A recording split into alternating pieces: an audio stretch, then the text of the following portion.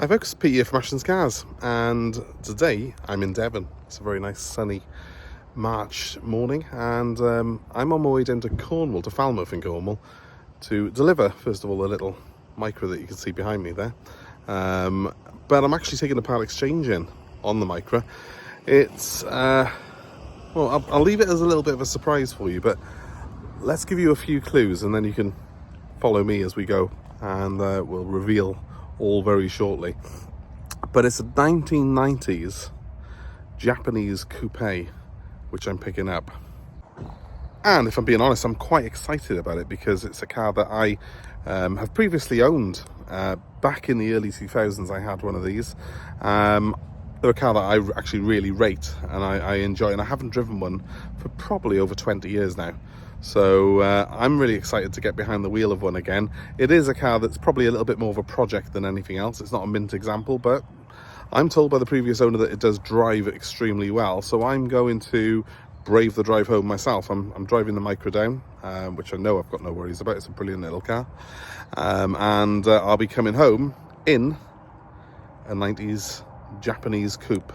So well, follow me and we will reveal to you what I've bought, what I've got, and hopefully we'll reveal it making its way back to South Wales without any real drama.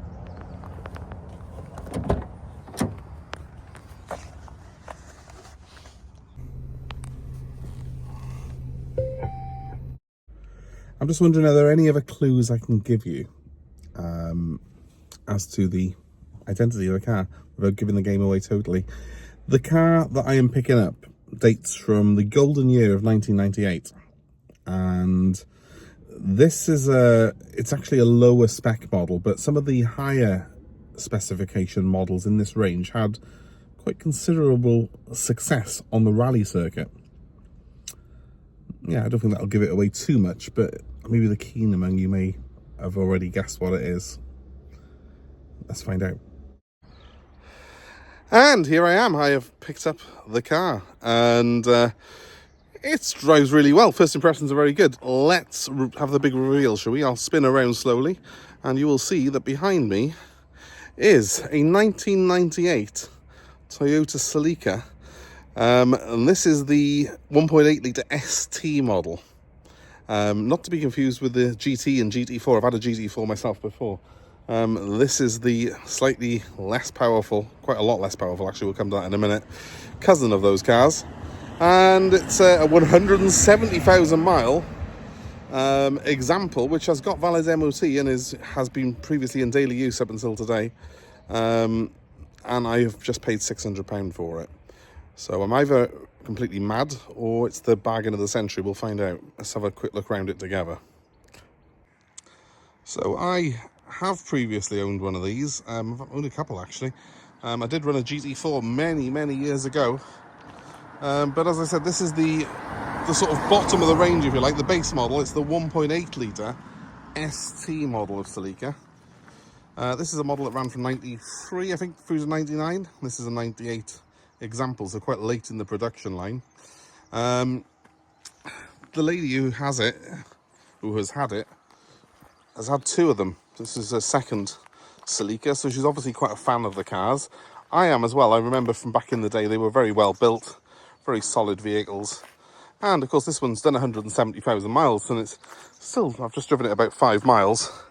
I'm still feeling pretty confident in it. It should be quite good, I think, on a 200-mile drive home. But there are cosmetic issues on the car. Essentially what I said to the previous owner of this car was, you know, I'm happy to take it in part exchange. I know that it needs a bit of work, but can you please make sure that it goes, stops, starts, and has legal tyres and good brakes? Because while I'm happy to do some cosmetic work and some work on the car, I'm obviously wanting to make sure that it's all safe and legal to drive home. And first impressions are good. It does seem very good, in fairness to it. It does pull well, it stops well. Feels quite tight, surprisingly, for an older car, especially one with 170,000 miles on it, so I'm pretty happy so far. And my intention with this car is quite simple. I want to drive it back, probably put it through an MOT, as long as it gets me home safe and sound. And once I've done that, I want to really just have a good look at the car, see what's needed for a clean MOT. I want to try and get an MOT done with no advisories on it if possible. I do believe there was some corrosion to one of the subframes advised on the last MOT, so I want to get that checked out. See if it's just perhaps an overzealous MOT tester, or has it perhaps, is it needing replacement subframes? If it needs a replacement subframe, I will find a replacement if possible. Find out how cost effective that's going to be to do. So I will, explore every avenue to get it up and running and properly. It could even be that the subframe just needs rubbing down with a wire brush, treating, and sort of it is actually quite solid, and we can get a clean MOT on it with a little bit of work. So we'll find out as we go along. For today, the main thing is just to marvel in its fantastic beauty and all its glory, and see how it sort of stands up to a 200-mile journey. Tyres are actually very good. We've got about 8mm on the back there. We've got similar on the front. I don't think they're any particular brand, these tyres aren't, but I just want to make sure they're legal and safe for a moment. Same here, yeah. They're only 14-inch rims, these are. Can you believe that on a car this size? All tyres look to be, although they're budget makes, I believe, they are legal and safe. Bodywork, well, there's a few scrapes and knocks on it. I'm not going to lie. I can't believe how small those wheels look on this car. They look like little coasters, but of course that's how things were in 1998. There's a bit of delamination there to the paintwork on the front end. I probably will end up doing a bit of paintwork to it. Now, the previous owner of this car had sent me photos of all its worst bits, and in fairness, it does look a lot nicer than I thought it would be, because she really had only highlighted the negatives. It's not bad at all. This mirror is pretty disgusting, and there is some rust there on the pillar, but I think that's just the seal's a bit weird on there. It's not actually, it's rubber. It looks like it's been resealed at some point, that windscreen. Maybe it had a leak. And there are some scuffs on the corners, but it is solid. I mean, overall, for a 27-year-old car, it's not bad. Not bad at all. Now, I loved these cars because of the way they were very solid. Toyota as a whole are very good cars. They're very well put together. And this era of Celica, I remember being especially nice. Obviously got the frameless doors there, which look cool. Considering the age, that interior is not bad at all, is it? Everything in this car does feel very solid. It's all very well screwed together. There's not any rattles or squeaks. I'm driving it along lanes here which are quite heavily potholed, and it doesn't sort of rattle or shake or feel like there's anything loose on it at all, which is good. Let's just pull that forward like so. There's the back. It is just a 2+2 really. There is a bit of dog hair in there. The lady did have 2 big dogs, so it doesn't smell doggy inside, so that's good. I'll just quickly show you the boot space on it. There's always quite a high point on these. I think they did have a reasonably good boot. More of a sort of lift back than a hatch, but let's just pull that up. Look at that. It's quite surprising. That's probably bigger than a modern day Ford Focus actually, so quite a surprising boot. Not a flat floor because you have got a recess there for the spare wheel. Let's see what that looks like. There it is. It's only a steel, but it's a full-size steel wheel as a spare. Those seats do pull down as well, so it is actually surprisingly practical. You could put a bike or whatever in here without too much issue. You have got a huge load lip to get it over, but once it's in there, there's a surprising amount of space. And then, well, let's have a look inside. I'll just jump in it.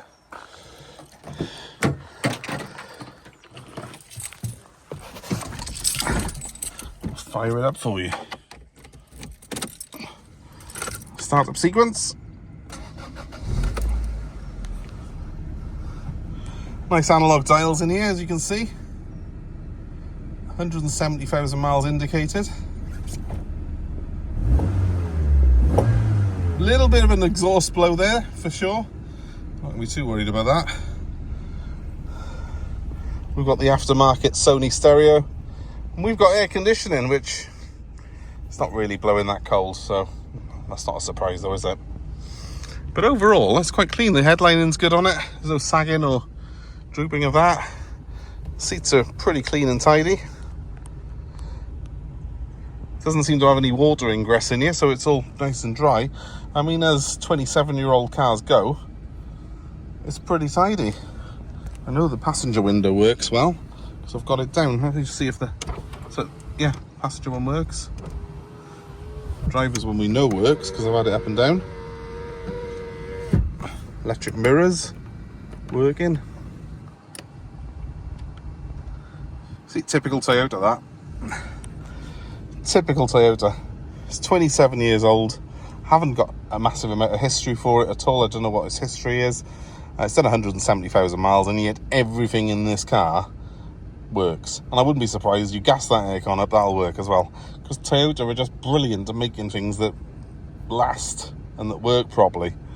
And that's why I love them. And that's part of the reason why I'm confident enough to do this. I'm going to drive this car over 200 miles today, and one of the things that we always try and do is drive all our cars, even old stuff like this. If I'm taking a car in part exchange, I will drive it. I will drive it back. And if I buy a car off the dealers, generally they're a fair distance from ourselves, because we buy off people who are up country a little bit, and we will drive those cars back. It amazes me that a lot of dealers don't do that. They will get the car transported to them. They will put it through an MOT. They'll get it all sort of checked over at the workshop and serviced maybe. But there are so many dealers who really haven't driven that car any further than their own industrial estate before they put it up for sale. And you don't really know a car until you drive it. I like to get a car up to speed. I like to get it up to temperature. And I like to get familiar with that car, because it's surprising that you will find little things that might get missed by a workshop just by doing a 200-mile drive, which I'm going to do in this now. So I will be very confident with this car once I get it to the workshop. Obviously, there's going to be things they need to check on it. I'm not going to be able to put this on a ramp today. Our workshop's going to have to do that, and there will be money that needs spending on this car for definite. I'm not naive enough to think there wouldn't be. But I am also very confident that the car's pretty solid. I'm relatively experienced. I've got a fair bit of mechanical sympathy and a little bit of mechanical knowledge, so if something does go wrong, I'll be able to hopefully deal with it in a safe and sensible fashion. And I'm pretty sure that this car will get me home safe and sound. And the reason that I like to drive every car, even some of the newer stuff that we sell, I always like to take them for a drive before I put them up for sale, so I can do these videos partly and give you an honest opinion on them. But also, you know, if there is a wheel wobble at 75 miles an hour, I want to know about it. I'm 65 officer, obviously, but you know what I mean. If the car is got a little bit of an imbalance somewhere, or it's got a little rattle or creak at certain speeds, or when you go over bumps, I want to know about it. So I do take cars for a very thorough test drive before I put them up for sale. And the Celica's no exception. It's going to go through its paces today, driving all the way from Falmouth here in Cornwall, all the way up to South Wales, where we are based in Newbridge. And there we have the engine. Well, this all looks very dry and pretty good, actually. Surprisingly good. It's very clean under the bonnet. It's more so than I was expecting. These ZAFE engines, 1.8 litre, 114 horsepower, vastly underpowered when you compare them with the 2 litre. I think that was 173 horsepower. It was quite bizarre back in the day that they didn't have anything in between. You went straight from a 114 horsepower 1.8 like this that would struggle to get single figures 0 to 60, right up to a 2 litre 173 brake, and then on top of that, the turbocharged GT4, which I think was about 230, 240 brake, maybe a little less, but the one I had certainly was knocking out that sort of power. It was an import. But yeah, the base model with this 1.8 engine is, I guess, perhaps a slightly underwhelming car on paper, but nevertheless, they were built to last. And yeah, we were talking about 10 seconds 0 to 60 at top speed, probably less than 120, and that was when it was new. I mean, I don't know how many of those horses will have escaped the stable since 1998. I dare say a couple, but it does still feel reasonable. It sort of pulls very, very well, this car. The gears select very well. Brakes feel exceptionally good on it. And it even had a recall by Toyota just over a year ago to have its airbags replaced. That's service for you, isn't it? Toyota really are on the ball with these things. and they do tend to look after even their older cars. So I think parts supply should be okay even for this. And that's my hope, is that I can hopefully get parts off the shelf to get this car up to its former glory. Because I am the sort of person who really wants to save this car. I've given £600 for it. I'm pretty confident it's worth that as it is, just for parts for someone. But I really want to get it through an MOT, see what's needed to get it really up to,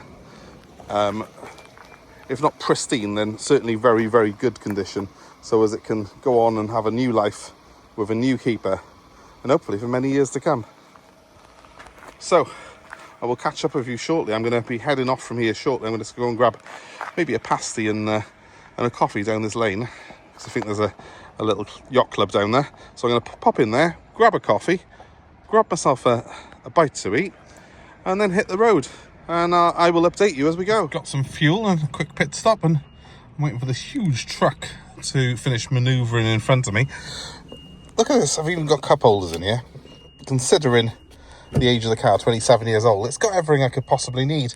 The thing about the 90s, the late 90s especially, and especially with Toyotas, is they just had everything that you need in a car, but none of the stuff that perhaps modern cars have that make them unreliable. But I've got power steering, I've got air conditioning, albeit it probably needs a regas.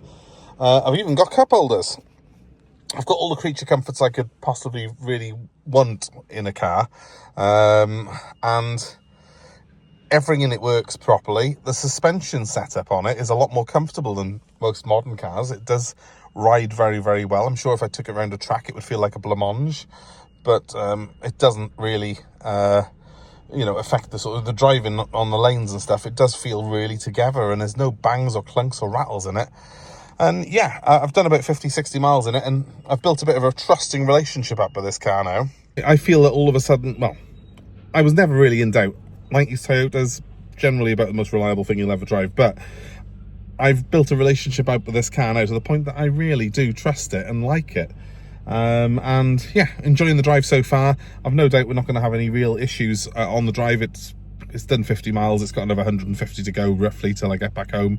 I can't see me having any real dramas in that time, but I'm just going to enjoy the road trip, really. It does cruise nicely at sort of 65, 70, little bit of wheel wobble at 70 miles an hour, which is just the balancing, I'm pretty sure.